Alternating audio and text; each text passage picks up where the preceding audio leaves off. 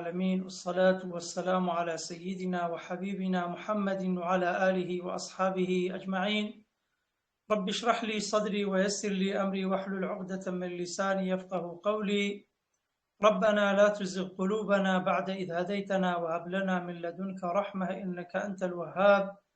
اللهم أرنا الحق حقا وارزقنا اتباعه وأرنا الباطل باطلا وارزقنا اجتنابه. اللهم آمين يا رب العالمين. بەڕێزان مامۆستایانی بەڕێز و خۆشەویست، کتابی خۆشەویستەکان، خوشکان، برایان، السلام عەلەیکم وەڕەحمەت الله وبەرەکاتوه. سەلام و ڕەحمەت و میهرەبانی خوای گەورە لەسەر ئێمە و تەواوی موسڵمانان، تەواوی فێرخوازان، تەواوی بڕواداران بیت. خوای گەورە لە سەلام و ڕەحمەت و میهرەبانی خۆی بێبەشمان نەکات. بەڕێزان زۆر خۆشحاڵم کە ئەمڕۆژ یاخود ئەم شەویش لە دەرسێکی تر، لەوانەیەکی تر بە خزمەت ئێوەی بەڕێز و خۆشەویست گەیشتینەوە لەوانەکان و لە بابەتەکانی فقهی ئیسلامی لەسەر مەذهبی ئیمامی شافعی ڕەزا و ڕەحمەتی خودای لێبی لە مەتنی غایەت و تەقریبدا، لەو کتابەی کە هەندێک بە دوور و درێژتر یان هەندێک بە تەفسیلتر ئێمە باسی لێوە دەکەین. بابەتەکانمان باس کردوون، هەندێکیان دەربارەی پاک و خاوێنی، هەر دەربارەی پاک و خاوێنیە و دەربارەی دەستنوێژ، دەربارەی غوسل، هەموو ئەوانەمان باس کردوون لە دەرسەکانی ڕابردوودا. ئینشا ئەڵڵا بوو بێتە مایەی سەرەتا ڕەزامەندی خوای پەروەردیگاریش و لە دوایشدا بوو بێتە مایەی سوود و قازانج و خێر و بەرەکەت لە بۆ هەموو لایەکمان. بابەتی ئەمڕۆمان بەڕێزان بابەتێکی زۆر گرنگە، ئەویشان بابەتی تەیەممومە. تەیەمموم لەبەر ئەوەی کە وەکو عولەمایان و زانایان دەفەرمون، یاخود لە فەرمایشتەکانی پێغەمبەری خوادا هاتووە سەڵڵەڵاهو عەلەیهی وسەلەم، یەکێکە لە تایبەتمەندیەکانی ئوممەتی ئیسلام. یعنی تەیەمموم لە ئوممەتان و لە گەلانی پێشووتر نەبووە لە بۆ غوسل و لە بۆ دەستنوێژ. دەبی ئیلا خۆیان بە ئاو خاوێن بکردباوە، یاخود ئیلا دەستنوێژیان بە ئاو هەڵبگرتبا، یاخود غوسلیان بە ئاو کردبا. بەڵام تەیەمموم وەکو پێغەمبەری خوا دەفەرمێ لەو شتانەی کە خوای گەورە بە پێغەمبەری بەخشیەوە جوعیلەت لیە المەسجد وجعلت لي الأرض مسجدا وطهورا، هەم دەتوانن لە دەرەوەی مزگەوتەکان و ماڵەکانی خوای گەورە نوێژ ئەنجام بدەن و پەرستشەکان ئەنجام بدەن، و هەمیش ئەم زەویە، ئەم خاکە، ئەم عەردە دەتوانن تەیەممومی پێ بکەن. ئەوە یەکێکە لە تایبەتمەندیەکانی ئوممەتی ئیسلام خوای گەورە بەم ئوممەتەی بەخشیە. لەبەر ئەوە تەیەمموم واتە بەکارهێنانی خۆڵ، بەکارهێنانی گڵ لە جیاتی ئاو، جیاتی ئەوەی خۆت بە ئاو پاک بکەیەوە، خۆڵ بەکاردێنی یان گڵ بەکاردێنی. اینجا مؤلفی ئەم کتابە ڕەزا و ڕەحمەتی خودا لێبی دەفەرموێ وشرائط التيمم 5 أشياء. مەرجەکانی تەیەمموم 5 مەرجی هەیە. یعنی چ کەسێک دەتوانی یاخود لە چه حاڵەتێک ئینسان دەتوانی لە جیاتی ئاو خۆڵ بەکاربینی یان گڵ بەکاربینی، دەبی 5 مەرج هەبن. وشرائط التيمم، مەرجەکانی تەیەممومکردن 5 أشياء، 5 شەرتی هەیە و 5 مەرجی هەیە. مەرجی یەکەمینیان دەفەرمێ وجود العذر بسفر أو مرض. ئەو ئینسانێک کە دەیەوێ خۆڵ بەکاربینی لە جیاتی ئاو، ئەو ئینسانە دەبی عوزرێکی هەبی، هەر لە خۆڕا نابی بەڵێ وەڵا من لەبەرەوەی ئێستا حەزم لێ نییە یان ئاو کەمە یان ئەوڕۆ ئاومان نییە دەبا تەیەممومێک بکەم. نەخێر، دەبی ئەو ئینسانە عوزرێکی شەرعی هەبی، یعنی عوزرەکەی معقول بی، وەکو برەی مەشروع بی. ئینجا ئەو عوزرەش بەدەر نییە لە دووشت، یان ئەو ئینسانە لە گەشت و لە سەفەردایە و بە ئاسانی ئاوی دەست ناکەوی، ئەوجا ئەو ئاوە لە بەرەوەی لێ دوورە، یان لە بۆ خۆی پێویستیتی لە بۆ خواردنەوە و بەکارهێنانی، یان لە بۆ وڕاقەکەی، هەموو ئەوانە سەفەر تەبعەن مەشەقەت و زەحمەتی هەیە. ئەو مەرەضین یاخود لەبەر نەخۆشی، ئینسانی وا هەیە نەخۆشە، ئەگەر ئاو لە لاشەی خۆی بەکاربینی لە بۆ غوسل یان لە بۆ دەستنوێژ، لۆی هەیە ئەو شوێنە ئیلتیهاب بکە یان ئەو شوێنە برینەکەی تەشەنە بکە، زیاتر ئەو ئینسانە تووشی وەکو برەی ئەزیەت و ئازاری زیاتر بی. بەڵگەشت لەسەر تەیەمموم سوورەتی ئەنیساء ئایەتی 43 خوای گەورە دەفەرمێ وإن كنتم مرضى أو على سفر أو جاء أحد منكم من الغائط أو لامستم النساء فلم تجدوا ماء فتيمموا. خی گەورە دەفەرمی ئەگەر نەخۆش بوون یان مسافر بوون یان چوونە سەر دەستا و یان دەستتان بەر دەستی یان بەر لاشەی ئافرەتان کەوت ئاوتان دەست نەکەوت لەو حاڵەتانەدا خی گەورە دەفەرمێ فەتەیەممەموا واتە لە جیاتی ئاو ئێوە دەتوانن گەڕ و خۆر بەکار بینن. ئەمە یەکێکە لە مەرجەکان و یەکێکە لە شەرتەکان، یعنی ئەو ئینسانە دەبی عوزری هەبی. هەموو کەس لۆی نییە تەیەموم بکا بڵێ من دەچم مەسحی دەکەم و خۆڵ بەکاردێنم، بەڵکو ئەو ئینسانە دەبی عوزرێکی هەبی. عوزرەکە یان لە سەفەر و لە گەشتە یانیش ئەو ئینسانە بەهۆی نەخۆشیەوە ناتوانی ئاو بەکار بێنی. خاڵی دوم بەڕێزان لەو 5 شەرتانە لەو 5 مەرجانە و دوخول و وەختی سەلاتی بە تایبەتی لە مەزهەبی خۆمان مەزهەبی ئیمامی شافعی ڕەزا و ڕەحمەتی خودای لێبی دەفەرمێ ئەو کاتەی کە دەیەوێت تەیەمومەکە بکە دەبی کاتەکە کاتی نوێژ بی، یعنی نابی نیو سەعات یان سەعاتێک یان 2 سەعات وەکو ئاو وەکو دەستنوێژ ئینسان دەتوانی 2 سەعات یان لە بەیانیەوە دەستنوێژی نیوەڕۆ هەبگری لە نیوەڕۆ دەستنوێژی مەغریب هەربگری هیچ ئیشکالی تێدا نییە.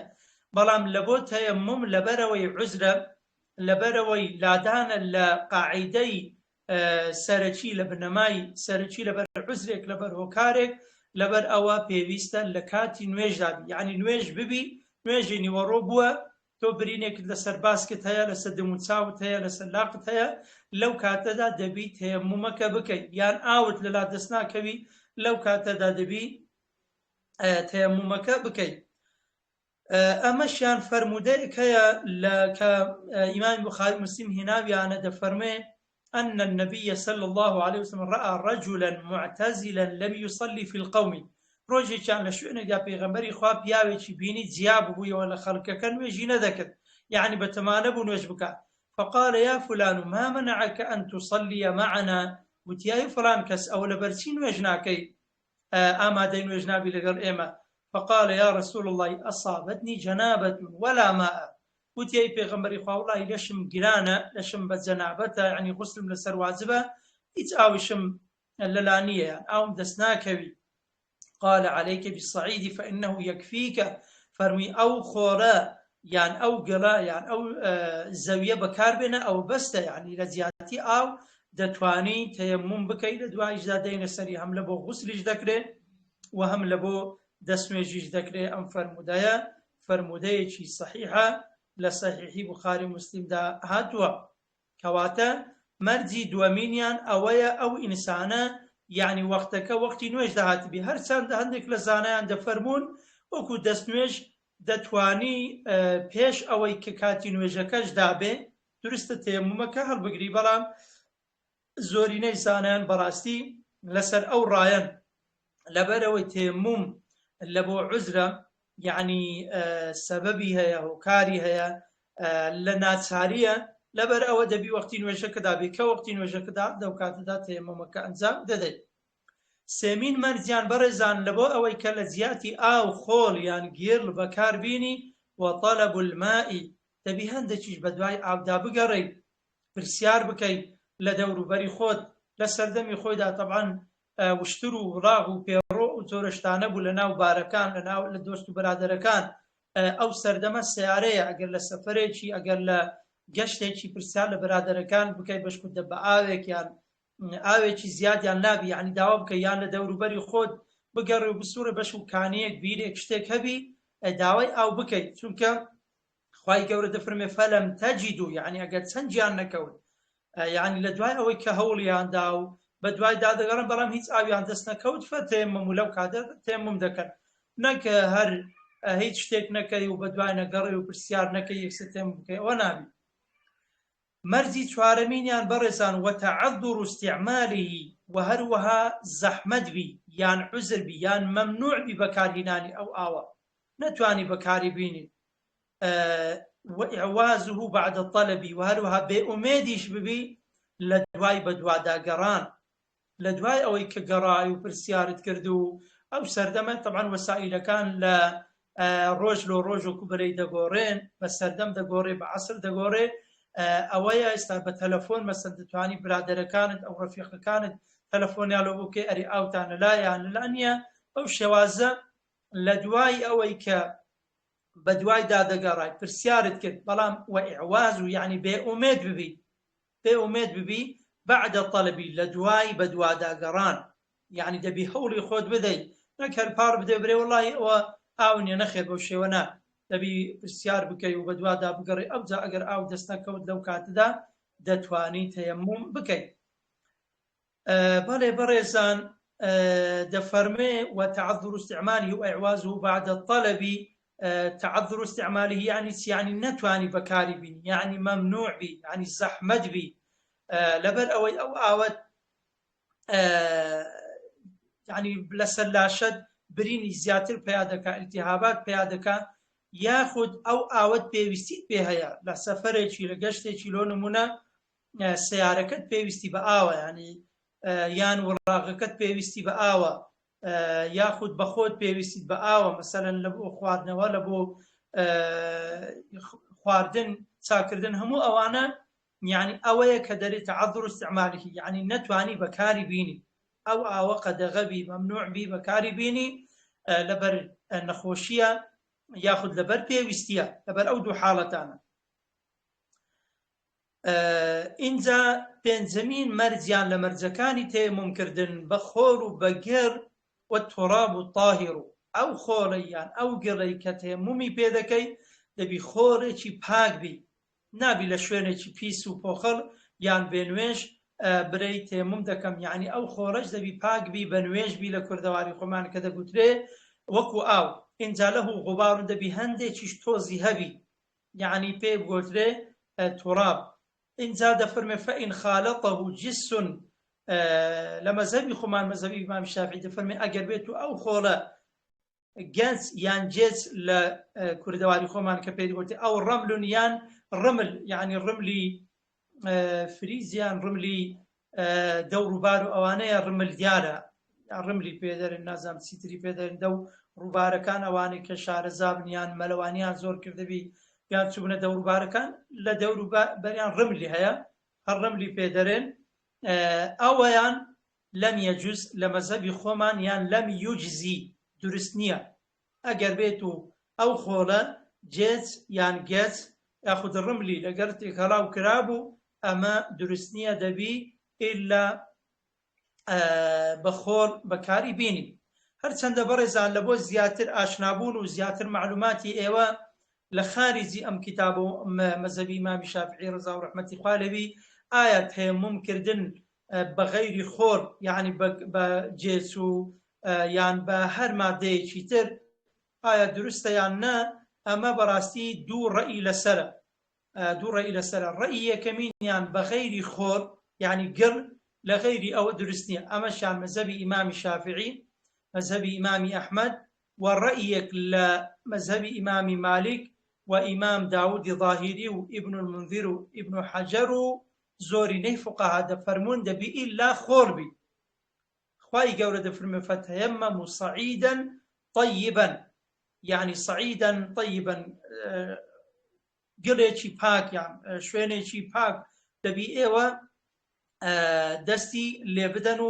و تەیەمومەکەی پێ بکەن. اینجا دەفەرموێ بەڵام هەندێکیان و ڕەئیەکی دیشان هەیە خود بەڵگەکی دیان ئەوەیە دەفەرمێ فەمسەحوا بوجوهکم وئەیدیکم منه مەسحی دەستەکان و دم و چاوتان بکەن بەو خۆڵە ئەوەشان دەرێن بەڵگەیە لەسەر ئەوەی کە هەندێک لە خۆڵەکە لە هەندێک لە گڕەکە وەردەگرن و مەسحی پێ دەکەن. بەڵام ڕەئیەکی تر هەیە بەڕێزان ڕەئی دووەمینیان دەفەرمون دروستە بە مادەکانی تریش یعنی غەیری گڕ یان غەیری خۆڵ دەفەرمون ئەمەشیان دروستە بەڵام وەکو گوتمان بەڕاستی ڕەئی یەکەم پەسندترە. ئەمەش ڕەئی دووەمینیشیان دەڵێ بە خۆڵ و بە ڕمل و بە گەچ و بە هەموو بابەتەکانی تریش دەبی وەکو برێ ئێستا برێن بە چەمەندۆ مەسەلەن تۆزی چەمەندۆ یان گەچە یان ڕملە یان هەر مادەیەکی تر دروستە. ئەمەش مەذهبی ئیمامی ئەحمەد و زۆرینەی مەذهبی ئیمامی مالک لە پێشتر ڕەئیەک بوو یعنی هەندێک لە زانانی مالیکی بەڵام ئەوە مەذهبی ئیمامی مالک إمام طبري وابن حزم ظاهري وابن باز وألباني وعثيمين يعني زانایانی سعودية زیاتر لەسەر ئەمڕایەن لەسەر ئەم بۆچوونەن بەڵام وەکو گوتمان ڕەئی یەکەمین زۆرینەی زانایان لەگەر ئەوەن یان دەتوانین ڕەئی جمهوری زانایانە کە ئەوەی تێمومی پێ دەکەی دەبی تەنها خۆربی و ئەو خۆرەش دەبی تۆزێک ئەوەی هەبی یعنی تۆزی هەبی لەبەر ئەوە کەسێک هەر ئەتیادی دەستە بالیفی خۆ بدایان لە بەتانێکی خۆی بدا هیچ تۆزێکی شتێکی نەبی ئەوە هەرچەندە هەندێک لە زانایان ئەوەشیان ڕێگە پێداوە بەڵام بەعام وایە کە لە هەر شوێنێک لە هەر جێگایەک تۆزێکی ینی خۆرێکی پاک دەست دەکەوی و تۆزێک دەست لێ بدەی و تێمومەکەی پێ بکە. ئەمە بە کورتی دەربارەی ئەو پێنج بەرزانە بوون یان ئەو پێنج شەرتانە بوون کە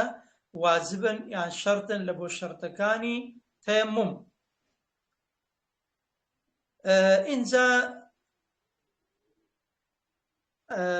دێنە سەر فەرزەکانی ئەوە شەرتەکانی بوو یان دەبی ئەو شەرتانە مەوجود بن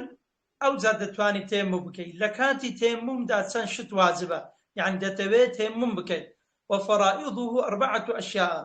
فرضەکانی تەیەموم 4 شتن لە کاتی دەتەوێت تەیەمومەکە ئەنجام بدەی 4 شت واجبە. یەکەمینیان ئەنیەت و لە هەموو عەمەل و کردەوەکان بەڕێزان یان بەتایبەتی لە عیبادات نیەت واجبە یعنی لە دڵی خۆدا نیەتی توابی کە ئەتوو تەیەموم دەکەیت. ئەو فەرمودەی کە فەرمودەیەکی صحیحە ئینەمە الأعمال بالنیات کە متفق عليه لە بینی بوخاری مسلمدا. دووەمینیان لە مەرجەکان یاخود لە واجبەکانی تەیەموم یعنی دەتەوێت تەیەموم بکەیت. یەکەمین جار ئەوە دەتەوێت تەیەموم بکەیت لە بەرەوبرینێک لەسەر لاشت هەیە لە سەفەرێکی لە گەشتێکی لە شوێنێکی ئاوت دەست ناکەوی دەتەوێت تەیەموم کە یەکەم جار نیەت دەینی. دووەمینیان ومەسح الوەجهی کە دەستت لە خۆڕەکەدا دەبی مەسحی دموچاوی خۆت بکەیت. دوای ئەوەی کە یعنی دەستەکان لەسەر خۆڵەکەدا دەنەی هەندێک دەیپڕشێنی یعنی لۆ ئەوەی کە وەکو بەرەی تۆزی تەبعاً لەسەر نەبی تۆزێکی زۆری ناوێ دەست بە دموچاوی خۆت دادەینی. اینجا ومەسح اليدين مع المرفقين شوشتنی هەردوو باسکەکان لەگەڵ ئەنیشکەکانیش لەگەڵ ئەنیشکەکانی هەر ئەنیشی پێدەرێنەوە بزانم یعنی هەتا شوێنی واجب لە کاتی دەستنوێژدا. ئەمەشیان لە لای برێنی زیاتر مەزەبی ئیمامی شافعی ڕزا و ڕەحمەتی خودای لێبی. اینجا دەست لێدانەکە لە لای مەزەبی ئیمامی حەنەفی و لە لای مەزەبی ئیمامی شافعی دوو جار دەستی لێ دەدەی لە خۆڕەکە جارێکیان دەست لێ دەی لە بۆ دەموچاو جارێکی دەست لێ دەی بە دەستی ڕاستە دەستی چەپەت مەسح دەکەی بە دەستی چەپەش دەستی ڕاستەت مەسح دەکەی بەو شێوازە. ئەمە مەسحکردنە یاخود برێن تەیەموم کردنە بەم شێوازە تەیەموم دەکەی. بەڵام هەندێک لە زانایان دەفەرمون یعنی ئەگەر بێت و بەس هەردوو دەستەکانت کە بە دەرەوەیە تەنها ئەوانەش مەسح بکەی ئەوە جایزە. بەڵام زۆرینەی عولەما دەفەرمون وەکو دەستنوێژ دەبی هەردوو طبعاً باسکەکانیشت هەتا وەکو ئەنیشکەکانیشی لەگەری ئەمەشیان واجبە. مەسحی سەر لە تەیەمومدا یعنی تێدانیە کە تەیەموم دەکەی مەسحی سەر ناکەی و مەسحی پێیەکانیش یاخود یعنی مەسحی پێیەکانیشت ناکەی بەم شێوازە. چوارەمینیان لە واجبەکان یعنی کە تەیەموم ئەنجام دەدەی لە دوای نیەت اینجا مەسحی دموچاوت کرد اینجا دەستی ڕاستە اینجا دەستی چەپە و تەرتیب و اینجا یەک بە دوای یەکیش بەم شێوازەی کە باسمان کرد دموچاوت اینجا دەستی ڕاستە اینجا دەستی چەپە بەم شێوازە ئەنجامی دەدەی. اینجا دەینە سەر سونەتەکانی تەیەموم لە کاتی تەیەموم ئەنجام دەدەی چەند شت سونەتەوە سونەنه 3 ئەشیاء سونەتەکانی 3 شتن. یەکەمینان تەسمیەت و بسم اللهی کردن سونەتە لە هەموو کاروبارەکاندا ئینسان سونەتە بسم اللهی بکە. ئەو فەرمودەی کەوا كل أمر ذي بال لا يبدأ فيه ببسم الله الرحمن الرحيم فهو أقطع يعني هەر کار و کردەوەیەک کە ئینسان ئەنجامی بدا بسم اللهی تێدا نەکا ئەو کار و کردەوەیە بەڕاستی بەرەکەتی تێدا نییە. اینجا وتقديم اليمنى على اليسرى وسنة لای ڕاستە پێش لای چەپە بخەی ئەگەر لای چەپەش پێش لای ڕاستە بشۆی یاخود تێمومی بکەی گوناهبار نابی. والموالات ئینجا یەک بە دوای یەک، موالات یعنی یەک بە دوای یەک ئەنجامیان بدەی، ئەوەشیان بە هەمان شێوە سونەتە لە کاتی تێمومدا وەک چۆن لە کاتی دەستنوێژدا، یعنی پێش ئەوەی دم و چاوەکانت مەسح کرد نەڕۆی لە بۆ شوێنێکی تر ئەوجا باسەکانت مەسح بکەیت، دم و چاوکت مەسح بکەیت، دەستی ڕاستە و دەستی چەپە، ئەوە پێی دەوتێ موالات کە لە کاتی دەستنوێژدا یاخود لە بابەتی دەستنوێژدا باسمان کرد. اینجا تەیەموم بە چ بەتاڵ دەبیتەوە بەڕێزان؟ والذی یبطل التەیەموم ثلاثة أشیاء، ئەو شتانەی کە دەبنە مایەی بەتاڵبوونەوەی تەیەموم سێشتن. ئینسان کە تەیەمومی کرد لەبەرەوەی ئاوی دەست نەکەوتیە، کابراەک لە سەفەرە شوانە لە مەزرعەیەکە لە شوێنێکە ئاوی دەست نەکەوت تەیەمومی کرد لە بۆ نوێژی نیوەڕۆ، کە تەیەمومەکەی کرد بە چ بەتاڵ دەبیتەوە ئەو تەیەمومە، یعنی ناتوان نوێژی پێ بکە؟ یەکەمینیان كل ما أبطل الوضوء، هەر شتێک ببیتە مای بەتاڵبوونەوەی دەستنوێژ تەیەمومیشی بێ بەتاڵ دەبیتەوە، کە لە کاتی دەستنوێژدا یاخود لە بابەتی دەستنوێژدا باسمان کردن ئەو شتانەی کە ئینسان دەستنوێژی پێ بەتاڵ دەبیتەوە بە هەمان شێوە تەیەمومیشی پێ بەتاڵ دەبیتەوە. دووەمینیان وەڕوئیەت الماء في غەیری وەقتی الصەلاتی، ئەگەر بێت و ئاو ببینی ئاو بدۆزیتەوە بەڵام کاتەکەی کاتی نوێژ نەبی، یعنی ئەو ئینسانە تەیەمومی کرد نوێژەکەشی کرد لە دواییدا ئاوی دەستکەوت، ئەوە تەیەمومەکەی بەتاڵ نابیتەوە، بەڵام هێشتا دەستی پێ نەکردیە وەکو برەی تەیەمومی کردیە، ئەو ئینسانە تەیەمومی کردیە وەقتی نوێژ داهات، وەقتی هێشتا نوێژەکەی نەکردیە، ئەگەر نوێژەکەی ئەنجامدا و نوێژەکەی تەواو بوو ئەوە عیبادەتەکەی ئەنجامدایە و تەیەمومەکەی بەتاڵ نابیتەوە، بەڵام ئاوی دەستکەوت هێشتا نوێژەکەی ئەنجام نەدا، یعنی هێشتا وەقتی نوێژەکەدا نەهاتیە، لەو کاتەدا تەیەمومەکەی بەتاڵ دەبیتەوە، یعنی دەبی بچی لە بۆ ئاوەکە، تەیەمومەکە بەتاڵ دەبیتەوە دەبی بچی ئاو بەکاربینی دەستنوێژەکەی خۆی ئەنجام بدا، چونکە ئەم تەیەمومە بەدیلی یان سەبەب بۆ کارێکە یان عوزر بووە، یعنی لە ئەوەی نەبووە لەبەروی عوزری هەبووە کە ئاوەکەی دەستکەوت عوزرەکەی نامینی، دەبی بچی دەستنوێژەکەی خۆی دووبارە بکات و یاخود دەستنوێژەکەی خۆی بشوە. ئینجا دەفەرمێ سێمینیان وەڕیدەت، و کەسێک ئەگەر بێت و هەڵگەڕاوە لە دین کافر بوو، ئەوش بە هەمان شێوە تەیەمومەکەی بەتاڵ دەبیتەوە. کەواتە ئەوەی کە باسمان کرد بە کورتی هەم شەرتەکانی تەیەموم، هەم فەرضەکانی تەیەموم و هەم سونەتەکانی تەیەموم و هەم ئەو شتانی کە تەیەمومیش بەتاڵ دەکەنەوە. ئینجا بەڕێزان دەینە سەر بابەتێکی تر، ئەویشیان کەسێک ئەگەر بێت و زامدار بی، بریندار بی، برینێک لە دم و چاوی هەبی یان لە باسکی هەبی، یعنی لە ئەعزایەکانی دەستنوێژ، لە ئەندامەکانی دەستنوێژ، لە پێیەکانی هەبی، ئایا ئەو ئینسانە لەفافی لێبەسترایە یان وەکو برەی داری لێبەسترا یان جێچی لێدرایە، ئایا ئەو ئینسانە کو نوێژ ئەنجام دەدا؟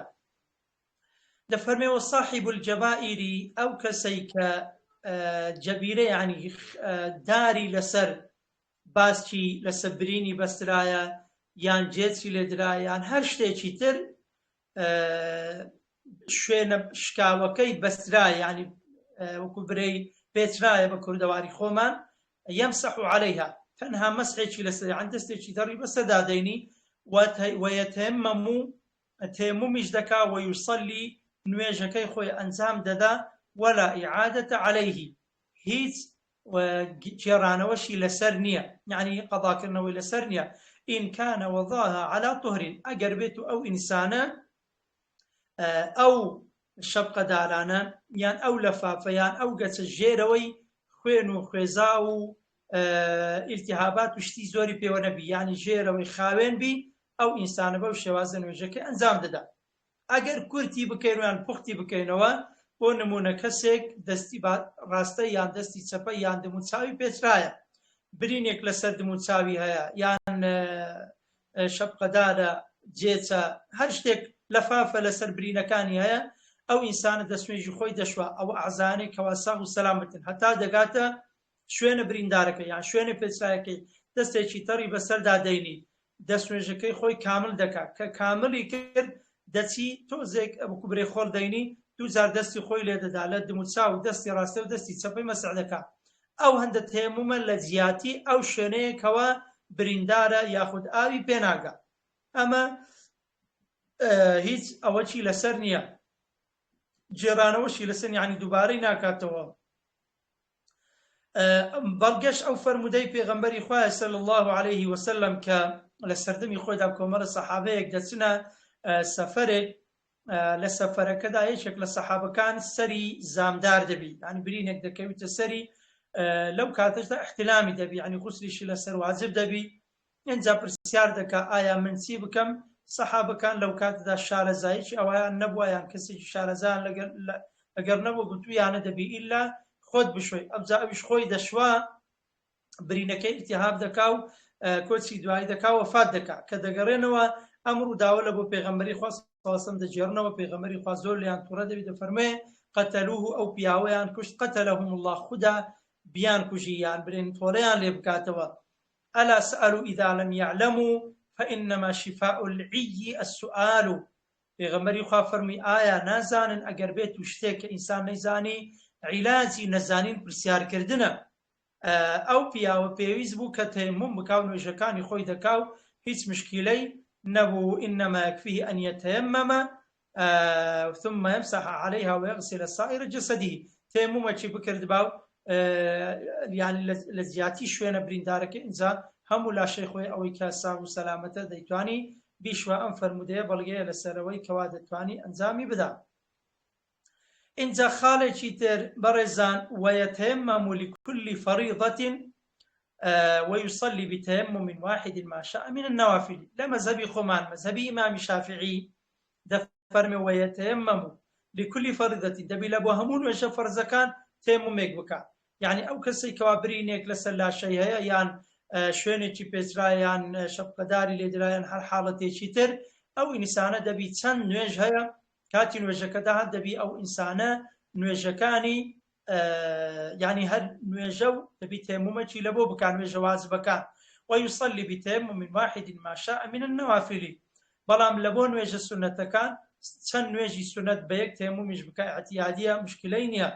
ئەمەشیان حەدیثێک هەیە دەفەرمێ أن ابن عمر رضي الله عنهما قال يتيمم لكل صلاة وإن لم يحدث تيممي لبو همون وجهكان دەکرد ئەگەر بێت و بێدەستنوێژیش نەبووە عن دەستنوێژیشی نەشکاوایە بەڵام هەندێک لە زانایان دەفەرمون وەکو دەستنوێژ وایە کە تەیەممەکەت هەرگز مادام تەیەممەکەت بەتاڵ نەبیتەوە دەستنوێژەکەشت بەتاڵ نەبووبیتەوە ئیعتیادیە دەتوانی بەو تەیەممە زۆر نوێژی واجبیش ئەنجام بدەی ئیشکالی تێدا نییە خاڵێکی دی بەڕێزان کە زۆر مهمە ئەویشیان حاڵەتێکە پێی دەگوترێ فاقد الطهورين يعني ئەو کەسەی کە هەم غوسلی لەسەرە و هەم دەستنوێژیشی نییە لە شوێنێکیشە ئەو ئینسانە دەستنوێژی نییە یاخود برێن غوسلیشی لەسەرە لۆ نمونە و هەروەها ئەو کەسە هەر نەئاویشی دەست دەکەوی خۆی پێ بشوا دەستنوێژی پێ هەڵبگری نە خۆڵیشی دەست دەکەوی لە بۆ ئەوەی کەوا تەیەمممی پێ بکات ئەمە لە بینی زانایان چەند ڕاو بۆچوونێکی هەیە یەکێک لەوانە ئیمامی ئەبوو حەنیفە ڕەزا و ڕەحمەتی خوای لێبی دەفەرمێ هەر کەسێک کە نەئاوی لەلا دەست بکەوی و نەخۆڵێکی دەست بکەوی لە بۆ تەیەممم ئەو ئینسانە وەختی نوێژیش داهات لە کاتی وەختی نوێژدا نوێژەکەی دەکا سەجدە و ڕوکوعەکانی بە تەواوی دەبا بەڵام بەبێ تەسبیحات و بەبێ خوێندنی فاتحەوان یعنی بەس حەرەکات سەجدە و ڕوکوعەکانی نوێژەکەی دەبا ئەمە ڕەئی مەذهبی ئیمامی حەنەفیە ڕەزا و ڕەحمەتی خوای لێبی بەڵام مالیکیەکان دەفەرمون ئەو کەسەی کە ئاوی دەست ناکەوی لە بۆ دەستنوێژ و خۆڵیشی دەست ناکەوی تەیەمممی پێ بکە ئەوە هەر نوێژی لەسەر نییە يعني نوێژەکەی ناکات چونکە پێغەمبەر دەفەرمێ لا يقبل الله صلاة بغير طهور خوای گەورە ئەو نوێژە قبول ناکات کە بەبێ دەستنوێژی ئەنجام بدرێت ئیمامی شافعی ڕەزا و ڕەحمەتی خوا لێ بێ دەفەرمێ ئەگەر نە ئاوی دەستکەوت لە بۆ دەستنوێژوو نە خۆڵی دەستکەوت لە بۆ تەیەموم لە مەذهەبی ئیمامی شافعیدا دەفەرمێ ئەو ئینسانە ئەگەر بێت و دەستنوێژی نەبوو یعنی بێدەستنوێژی گچکێ هەبوو ئەوە نوێژەکەی خۆی دەکا و تەیەموم نوێژەکەی خۆی دەکا و فاتحە و هەموو ذکر و دوعاەکانیش دەخوێنی. بەڵام ئەگەر غوسلی لەسەر بوو ئەو ئینسانە دەبی نوێژەکە هەر بکە بەڵام فاتحە ناخوێنیت چونکە خوێندنی قورئان بەلەشی گران ئەوە نابی. بەو شێوازە عولەمایان و زانایان باسییان لێوە کردووە. یعنی لەسەر ئەوەیە دەتوان برێن زۆرترین حکمی شەرعی لە فقهی ئیسلامیدا دەربارەی نوێژ و دەستنوێژ و تەیەموم و ئەو بابەتانەیە لەبەر ئەوەی عولەمایان دەفەرمون بەڕاستی نوێژ نابی بە هیچ شێوەیەک ئینسان تەرکی بکە و دەبی نوێژەکانی هەر ئەنجام بدە.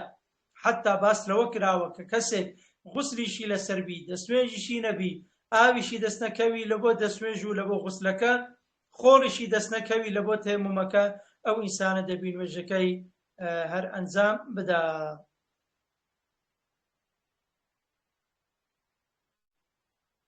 اینجا دەربارەی ئەوەی کە تەیەمومی کرد ئایا ئەو نوێژە دووبارە دەکاتوان لە مەذهەبی خۆمان تەبەن گوتی ئەگەر بێت و ژێرەوەی برینەکەی یعنی خوێن و خوێزا و ئیلتیهاباتی زۆری پێوە نەبوو ئەوە نوێژەکەی دووبارە ناکات و بەڵام ئەگەر ژێرەوەی پیس بوو لە مەذهەبی ئیمامی شافعیدا دەبی دووبارە بکات و بەڵام لە سێ مەذهەبەکانی تر دەفەرمێ ئەو ئینسانە نوێژەکەی دووبارە ناکاتەوە یعنی نوێژەکەی دووبارە ناکاتەوە ئەو کەسەی کە تەیەموم دەکات. ئەمەشیان یعنی دەتوان برێن ئەوەی کە تەیەموم دەکات زیاتر لەسەر ئەوەیە کە نوێژەکەی دووبارە ناکاتەوە و نوێژەکەی خۆی ئەنجام دەدا. ئەمەشیان دەربارەی تەیەموم بەڕێزان. بابەتێکی تر یاخود فەسڵێکی تر کە دەینە سەری لە دەرسی ئەمڕۆدا ئەویشیان دەربارەی شتە پیسەکان بزانین لە ژیانی ئێمەدا چ شتێک پیسە یاخود لە کوردەواری خۆماندا کە پێدەوەتێ بێنوێژ یعنی شتێک بێنوێژە و چ شتێک پیسە لە ئەوەی کە ئینسان خۆی لێ بپارێزی. دەفەرمێ فەصل وكل مائع خرج من السبيلين نجس إلا المني هەموو شتێکی شل کە دەربچیتن لە پشتەوە یاخود لە پێشەوەی لاشەی ئینسان نەجیسون پیسە ئیلا المەنیە تەنها مەنی نەبی تەنها تۆ یعنی ئەو ئاوەی کە ئینسان یان مرۆڤی لێ دروست دەبی ئافرەت بیان پیاوبی ئەمە جمهوری عولەمایان یاخود زۆرینەی زانایان دەفەرمون ئەمەیان پیس نییە. اینجا فەرموودە زۆرە طبعا لەسەر پیسبوونی میز یاخود برێن دەستاویش طبعا بە هەمان شێوە ئەو فەرموودەی ئەو عەرابی کەوا دەچیتە مزگەوت و لەوێ دەستاوی سووک دەکا پێغەمبەری خوا دەفەرمێ ئاوی بەسەردا بکەن و لە دواییشدا ئامۆژگاری دەکات دەفەرمێ خاوێنی بکەنەوە. چەندین فەرموودەی تر ئەو فەرموودەی ئیمامی عەلی کە دەربارەی مەدی پرسیاری کرد پێغەمبەری خوا فەرمووی دامەنی خۆی دەشوا و لە دواییدا دەستنوێژەکەی هەڵدەگریتەوە. چەندین فەرموودەی تر هەیە لەو بارەیەوە. یعنی مەنی پیسە هەرچەندە بەڕێزان لە دوای ئەوەی کە بە دوای داگەڕام هەندێک خلافیشی تێدا لە بینی عولەمایەکان لە مەذهەبی خۆمان مەذهەبی ئیمامی شافعی و ئیمامی ئەحمەد و هەندێکی تر لە زانایان دەفەرمون ئەمە پیس نییە یعنی مەنی یان تۆوی ئینسان لەبەرەوەی هەم ڕێبەڕێزە و ئینسان لێی دروست دەبی. بەڵام مەذهەبی ئیمامی مالیک و ئەبوو حەنیفە دەفەرمون مەنیش پیسە حکمەکەی وەکو حکمی دەستاوی سووکیان حکمەکەی وەکو حکمی میز وایە. بەڵام ڕەئی بەقووەتر لەسەرەوەی کە مەنی ئینسان بێنوێژ نییە. ئەو فەرموودەی کە حەزرەتی عایشە ڕیوایەتی دەکات کە یعنی برێن مەنی پێغەمبەری خوا صلی الله علیه و سەلەم شوشتووە ئەمەشیان عولەمایان بەو شێوازە لێکیان دایتەوە بەوەی کە ئەمە لە بۆ نەدبووە یعنی وەکو سنەتە بەڵام وەکو واجب نییە کەواتە مەنی یاخود برێ تۆوی ئینسان بێنوێژ نییە. بەڵام غەیری ئەوەکو لە دەرسەکانی ڕابردوش باسمان کرد دەستاوی قورس یاخود مەدی ئەو ئاوەی کە لە کاتی شەهوەتدا یان وەدی ئەو کاتەی ئەو ئاوەی کە لە حاڵەتێک کە ئینسان زیاد زەخت لە خۆی بکات لە دوای دەستا و ئەوانە کە لێ دێ و يعني میز و ئەوانە هەموو ئەو ئەوانە کە لە لاشەی ئینسان دەردەچن بێنوێژن ئەو شوێنەی کە بەری دەکەوی یاخود لاشەی ئینسان پێویستە ئینسان بیشوا تەنها تۆ یاخود منی ئینسانەکان نەبی. اینجا دەفەرمێ وەغەسل جەمیع الأبوال والأرواث ششتنی هەموو میز و پیساییەک حتا پیسایی برن حیوانات و جانلەبەرەکانیش واجب واجبە إلا بول الصبي الذي لم يأكل الطعام تەنها میزی ئەو منداڵی کە هێشتا خواردنی نەخواردبی يعني تەنها دایکی شیری پێ بدا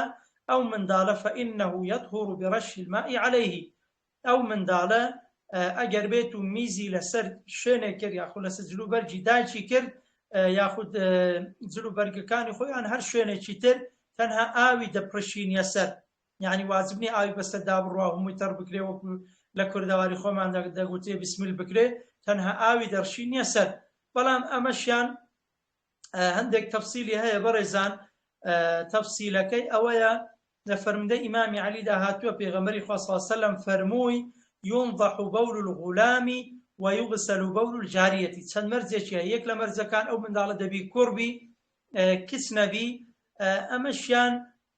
حتا زانایان دەفەرمون پێک هاتەی هەندێک لە زانایان لەو فقه طبعا ئێمە کە فقه دەخوێنین ئەوەی کە لە بۆ ئێمە باز بکرێ ئێمە وەری دەگرین هەمووی مەرجنێ لە حکمەتەکەی حاڵی بین و بزانین. بەڵام هەندێک لە زان دەفرن پێک هاتەی میزی کوڕ جیاوازی هەیە لەگەر پێک هاتەی میزی کچەکان. لەبەرەوە یەکەمین مەرجی ئەوەیە کە ئەو منداڵە شیرەخۆربی یعنی خواردنی نەخواردبی. دووەمینیان ئەو منداڵە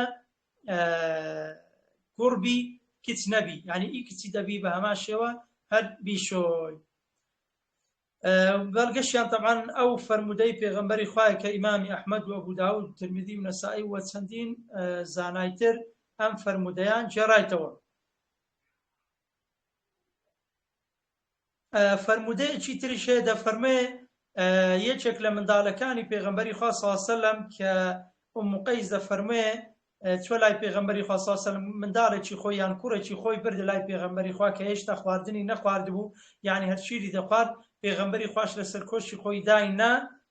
دەفەرمێ لەسەر یاخود لە لای خۆی داینا لەسەر جلوبەرگەکەی پێغەمبەری خوا ئەو منداڵە میزی کرد. اینجا فدعا بماء فنضحه ولم يغسله پێغەمبەری خوا بانجی کرد فەرمێندەک ئام لە ببینن ئاویان لە بۆ هینا و ئاوەکەی ڕشاندە سەر شوێنەکەی و ئاوەکەی یعنی شوێنەکەی نەشوشت. بەم شێوەیە ئەمەش فەرمودەیەکی ترە لەو فەرمودانەی کە بەڵگەیە لە بوخاری موسلیمیشدا هاتووە. اینجا دێتە سەر بابەتێکی تر ئایا چ شتێک عەفووی لێ درا یعنی دروستە ئینسان نوێژی پێوە بکایان برێن بێ نوێژ نییە. دەفەرمێ ولا يعفى عن شيء من النجاسات عەفوو لە هیچ شتێکی پیس نەدرا و میز و مەسەلەن ئەو شتانێک کەوا پیسن إلا اليسير من الدم والقيح إلا شتێکی کەم لە خوێن و لە چێم و ئاداب و خویسا و ئەو بابەتانە. ولا يعفى عەفوو نەدراوە یعنی دروست نییە لەسەر لاشە هەبی عن شيء من النجاسات لەو شتانێک کەوا پیسن إلا اليسير إلا شتێکی کەم من الدم خوێن والقيح چێم و وەکو بێ التهابات و ئەو بابەتان ئەگەر بێت و کەم بی. اینجا زانایان هەندێکیان دەفەرمون بە ئەندازەی نینۆچێک هەندێکیان دەفەرمون بە ئەندازەی لەبەردەستێک هەندێکیان دەفەرمون یعنی هەتا بکرێ ئەگەر بێت و شتێکی کەم بی ئینسان دەتوانی نەیشوا بەڵام ئەگەر بێت و زۆر بۆ ئەوە دەبی بیشوا لەبەرەوەی پیسە. وەکو برین خوێنی مەسەن پێشکە و مێش و یان زۆرجار ئەو شتانەی کە لەسەر جلوبەرجی ئینسان دەنیشن و جاروەیە کە دایکوژی یان دەستی لێ دەدەی شتێک ئەو شتانە نیشتی زۆر کەم و ئەوانە ئیشکالی تێدا نییە. وما لا نفس له سائلة خاڵی دومیان بابەتی دوم کە عەفووی لێ درایە ئەوەیە کەوا خوێنی لەبەر ناڕوە یان برێن وما لا نفس له سائلة ئەو شتانێک کە خوێنی لەبەر ناڕوە یعنی ئەو شتانێک کە زۆر بچووکن وەکو مێش و لەو ئەو مێش و مەگەز و مەسەلەن مێر و ئەو شتانە ئیدا وەقع فی الئیناء ئەگەر کەوتنە ناو جامێک ناو پەرداغێک ناو ئاوێک ومات فیه لەناو ئاوەکەدا مردن فإنه لا ينجسه ئەمەش ئاوەکە پیس ناکەن. ئاوەکە پیس ناکەن بە تایبەتی مێش طبعا فەرمودەی پێغەمبەری خوای لەسەرە صلى الله عليه وسلم دفرمي إذا وقع الذباب في شراب أحدكم أجر بيت ميش كوتا ناو خواردنەوەی یەکێک لە ئێوفەلی یەغمیسه مێشەکان نقم بکەن یعنی با تەواو بکەویتە ناو ئاوەکەیان ناو چایەکە ثم لينزعوا لە پاشان فڕێ بدەن فإن في إحدى جناحيه داء والأخرى شفاء چونکە یەک لە باڵەکانی دەردە بەڵام باڵێکی شیفایە ئەگەر هەردووچی ئەو کرا کە ئەنەما یعنی نقم کرا خرایە تەواو بن ئاو کرا ئەو مێشەیان لە ناو چایەکە لە ناو قاوە لە ناو ئاو کە ئەنەما ئەو مێشە نەکەوتە ناو ئاوەکە بەڵام وەکو تەبیعەت جیاوازە هەندێک شت هەیە تەبیعەت ئینسان تەبیعەتی نابە بەڵام لە شەریعەتدا پاک و خاوێنە ئەوەی کە باسی دەکەین وەکو شەرع بەڵام کەسێک بێ من تەبیعەت مناگری یان تەبیعەت مناینی بخۆمەوە ئەوە شتێکی ترە اینجا حیوانات و گیان لەبەرەکان دەفەرمێ وەالحەیەوان و حیواناتەکان كله طاهر هەر هەموویان خاوێنن هەر هەموو حیواناتێک پاک و خاوێنە کەواتە هەندێک کەس بە تایبەتی پشیلە بەڕێزان هەندێک شت هەیە لە کۆمەلگەی خۆماندا باز دەکرێت بۆ نمونە پشیلە ئەسڵەن پشیلە فەرمایشتی یانی تایبەتی لەسەرە کە پشیلە پیس نییە لەبەرەوەی دەفەرمێ حیوانێکی گەڕۆکە لە ماڵەکانی ئێوە دێت و دەڕوا و هیچ حیوانێکی تر هیچ پەلەوەرێک هیچ تەیرێک هیچ حیوانێکی تر ئیلا الکەلب والخنزیر تەنها سەگ و بەراز نەبی وما تولد منهما یان گوزیلە سەگ یان گوزیلە بەراز ئەو من ئەحەدیهما یان لە یەکێک لەوانە یعنی لە بەینی بەرازێک و بزنێک لە بەینی نێریەک و مەسەلەن دێرەسەیەک لە بەینی بەرازێک و حیوانێکی تر فەرخێکیان ببی یعنی چە هەردوو لای سەگ بی یان بەراز بی یان لایەکی سەگ بی لایەکی بەراز لایەکیان حیوانێکی تر بی کە فەرخەی بوو ئەو فەرخەیە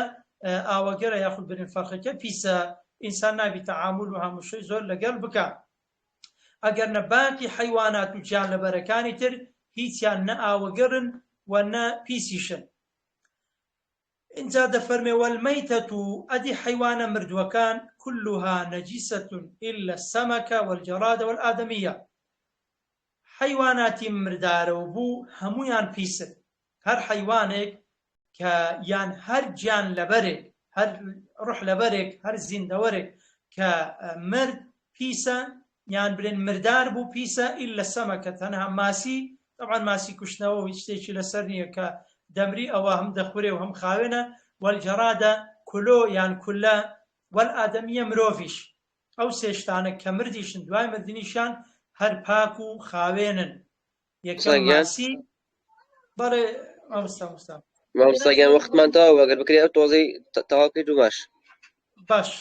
بەچاوان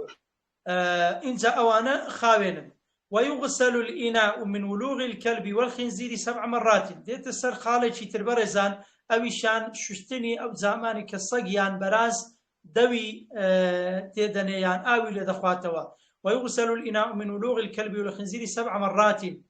مەذهبی خۆمان مەذهبی ئیمامی شافعی ئەو قاپ و جام و شوێنەی کە سەگیان بەراز دەوی ئاوی لێ دەخواتەوە یان خواردنی لێ دەخوات دەبی 7 جار بشورێ ئحداهن بالتراب یەکێک لەو 7 جارانە دەبی بەخۆر بی ئەو لە پێشتر یان لە دواتر مشکلەی نییە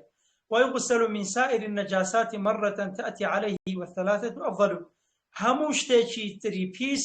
یەک جار ئاو بەسەر هەمووی دابڕوە خاوێن دەبیتەوە بەڵام ئەگەر 3 جاریش بیشۆی باشترە و خێر و پاداشتی زیاترە ئاخر خاڵ بەڕێزان ئەویشیان پاکبوونەوە هەندێک شت هەیە لە خۆی پیسە بەڵام بە حاڵەتێک لە حاڵەتەکان خاوێن دەبیتەوە دەرەوە إذا تخللت الخمرة بنفسها طهرت ئەگەر مەشروبات مادە بێهۆشکەرەکان ئەو مادانەی کەوا ئینسان سەرخۆش دەکەن لە شوێنێک دانرابوو سەرخۆشیەکەی نەما یعنی یەکسەر بوو بە سرکە یان بوو بە مادەیەکی تر خاوێن دەبیتەوە وإن خللت بطرح شيء فيها لم تطهر بەڵام ئەگەر بێت و شتێکی تێکەڵکرا دەرمانێکی تێکەڵکرا خاوێن بوویەوە لەو کاتەدا یاخود برێن گۆڕا لەو کاتەدا خاوێن نابێتەوە هەر پیسە ئەو بە کورتی دەرسی ئەو ڕۆمان بوو وصلى الله وسلم على سيدنا محمد وعلى آله وأصحابه أجمعين